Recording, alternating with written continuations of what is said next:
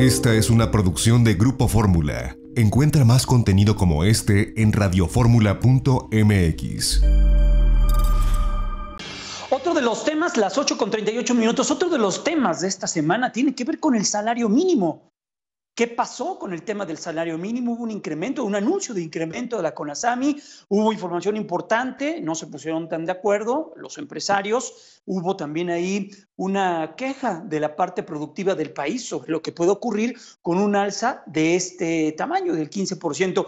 Vamos a platicar de este tema con alguien que ha impulsado mucho esta agenda ya desde hace muchos años, no tan solo de esta última etapa, desde hace ya muchos años. Se encuentra Salomón Chertorivsky, él es profesor del CIDE y exsecretario de Desarrollo Económico de la capital del país. Salomón, primero, gracias, te deseo que te encuentres bien, que te encuentres con salud y que nos platiques. Pues tú fuiste de los primeros que daba estas lecturas que platicábamos hace ya algunos años sobre este tema de la necesidad y del atraso que existía en torno al salario en nuestro país, con temas de productividad, el tema de la inflación, vaya, todo eso. Pero ¿qué opinión tienes sobre lo que ocurrió esta misma semana? Te saludo, buenos días. Gracias, estimado Jaime, buenos días, te saludo con enorme gusto, en efecto esperando que tú, que la producción, que quienes nos escuchan se encuentren con salud. Pues este es un tema, Jaime, lo venimos platicando tú y yo, además desde hace muchos años, en donde México era, y déjame decirlo en pasado, seguimos bajito, pero una vergüenza a nivel Latinoamérica y a nivel mundial, los peores salarios mínimos del mundo en México. Una política que durante 40 años, el haber artificialmente dejado el salario mínimo tan bajo, jaló el resto de los salarios también a la baja. Entonces México es un país, no solo los mínimos, en general, uno de los países en el mundo que menos paga por el mismo trabajo. Esto ha sido factor fundamental para los niveles de pobreza que tenemos.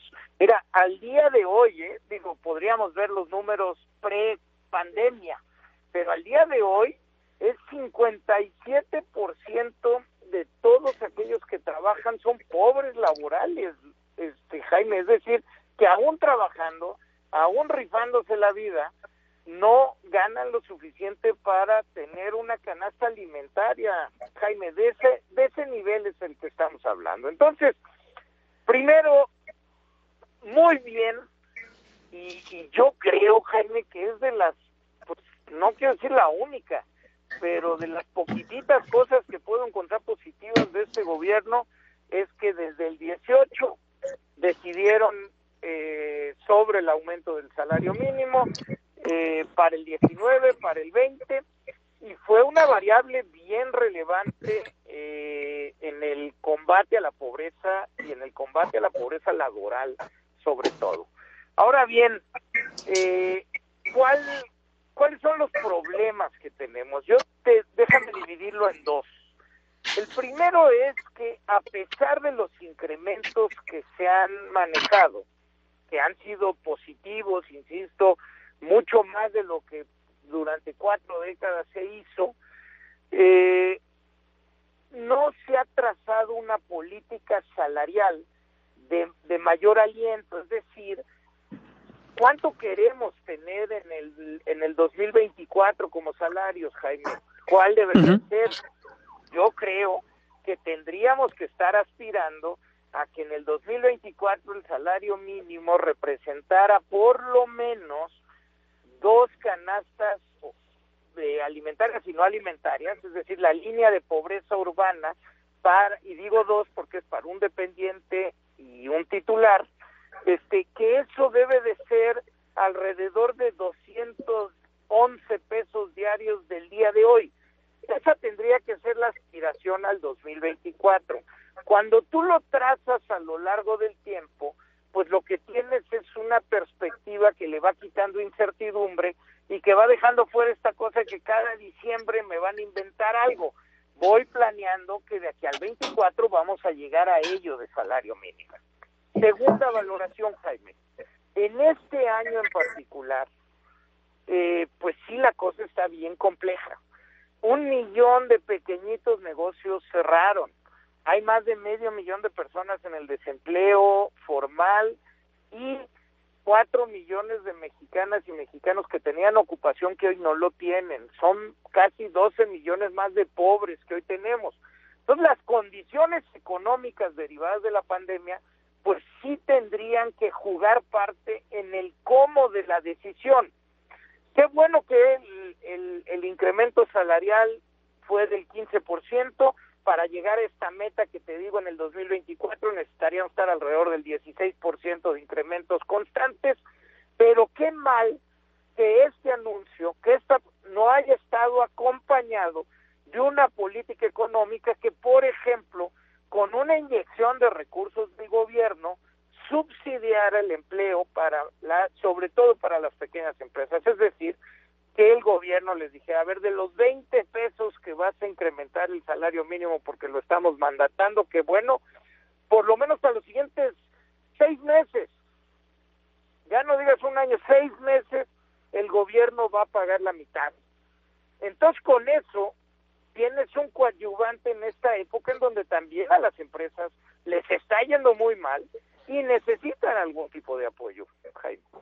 Oye, entonces la decisión va en el sentido correcto, pero se plantea como si toda la economía, como si no existieran pymes, por ejemplo, como si todas fueran grandes y medianas empresas, y como si no existieran estos pequeños negocios que van a ver, pues, muy complicado el entorno económico. De por sí vivimos un entorno económico muy complejo, van a estar, pues, muy presionadas ahora por el asunto del salario, Salomón.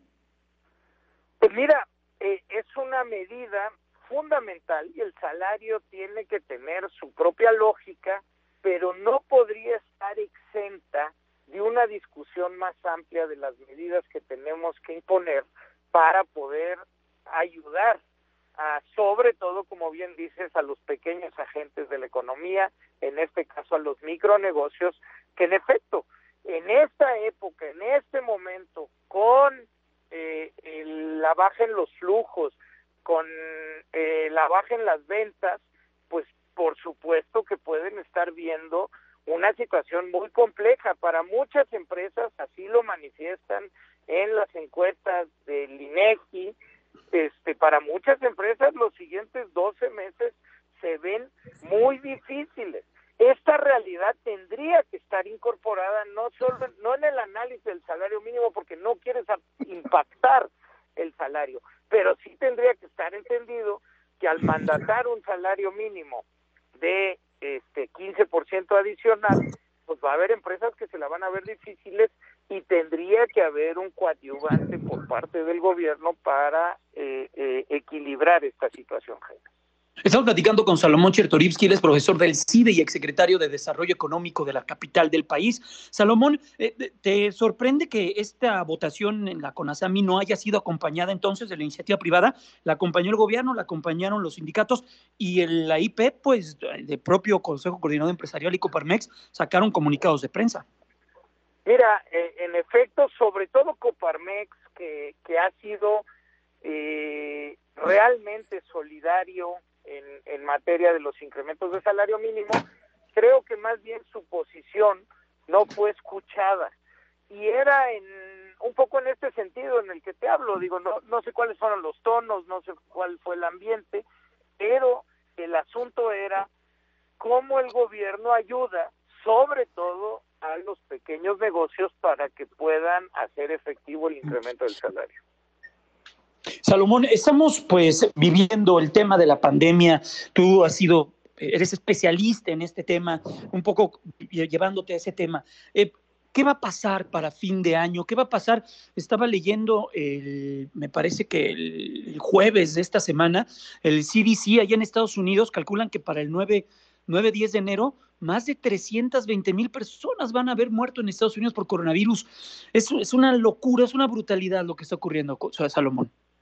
Bueno, en México, Jaime, al día de hoy, con los datos oficiales, una cosa es los reportes diarios, que son los fallecimientos que tienen una prueba positiva, pero si a eso le sumamos los mexicanos y mexicanas que han fallecido, que están en los estudios de exceso de muerte, pues lo que puedes ver, Jaime, es que hoy son más de 270,000 mujeres y hombres en nuestro país que han fallecido a causa del COVID.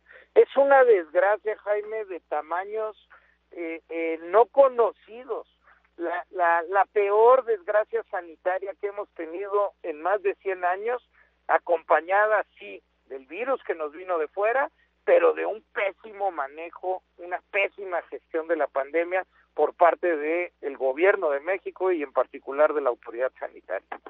Por último, Salomón, el tema de la vacuna. He escuchado a algunos especialistas que debemos de tener, sí, aliento por ella, pero no bajar la guardia. ¿Qué va a pasar con la vacuna, Salomón, en México y en el mundo? Totalmente, mira, lo primero es que hay que celebrar en un año de conocer un nuevo virus a empezar a vacunar. Es una cosa increíble del avance médico-científico, de las capacidades de ponerse de acuerdo entre la iniciativa privada, las universidades, los países. Es un gran logro que hoy estemos ya empezando con la vacunación, Jaime. Eso hay que celebrarlo. Segundo, en efecto, tener vacuna no significa tener vacunación. Para ello hay un proceso que va a tardar mucho tiempo, que requiere de muchísima logística, requiere de presupuesto y requiere de comunicación. Lograr todo esto no está fácil. Ahora bien, va a tardar. Y mientras se vacuna, hay que mantener las medidas de higiene, de distanciamiento y, por supuesto, la más importante de todas, el uso del cubrebocas en lugares públicos cerrados. Jaime, las siguientes semanas con el invierno van a ser los días más difíciles que hemos vivido en esta pandemia y eso nos tiene que hacer tomar todas las medidas para cuidarnos y cuidar a los otros. Bienvenido a la vacuna, es realmente una buena noticia, pero no hay que bajar la guardia. La vacuna solo será un apoyo más y tardará en lograrse. Mientras tanto nos tenemos que cuidar porque todavía puede haber mucho contagio y puede haber muchos fallecimientos dolorosos. Salomón Chertorivsky, profesor del CIDE y exsecretario de Desarrollo Económico de la Ciudad de México, gracias siempre, de verdad sabes lo mucho que te admiro, te aprecio y gracias por estos minutos y excelente fin de semana. Cuídate mucho. El agradecido soy yo, Jaime, te mando un abrazo con enorme afecto y sigámonos cuidando, por favor, en estas fiestas, que haya salud y cuidémonos. Que así sea, Salomón. Gracias. Hasta luego, muchas gracias. Gracias, a que estés muy bien y bueno, pues ya. Qué importante esto del tema del salario mínimo. Ay, mire, se ve mi yogur ahí. Qué importante esto del salario mínimo, la verdad. Un paso muy, muy relevante que sucedió y bueno, pues también hay sus pros, sus contras, como lo dijo la propia iniciativa privada, porque dicen, está bien el tema del salario mínimo, pero en estas circunstancias, bajo estas condiciones, con todo lo que representa la pandemia, con todo lo que viene acompañando la pandemia, el golpe económico, los ajustes a la baja de muchos que han tenido, hay gente que nos está escuchando en este momento y que por cuidar su plaza o su planta laboral, pues la empresa tuvo a bien o a mal, como usted lo quiera ver, reducir salarios para darle viabilidad financiera a la compañía. Y todos tuvieron que aportar algún porcentaje de su salario en reducción para que la compañía no registrara o, uno, no corriera personas o dos, no cerrara sus puertas. Y que en estas circunstancias y que en estas condiciones se dé, es lo que también un poco destacaba Salomón. Hay que entenderlo bien como un momento importante. México dejó pasar muchos años sobre este tema del salario mínimo, pero la decisión de hoy también debería de venir acompañada con otra especie o paquete de incentivos para que las empresas pues no se vean tan golpeadas como de por sí ya lo están siendo con el tema de la pandemia. Las 8:52, Cintia Dávalos, pues ya estamos prácticamente en la recta final de nuestro espacio informativo. No es cierto, nos quedamos todavía a la hora. Sí. En la radio, ya me estaba despidiendo de la radio, pero no, todavía nos quedamos una hora más en la radio. Los sábados nos estamos quedando hasta las 10 de la mañana.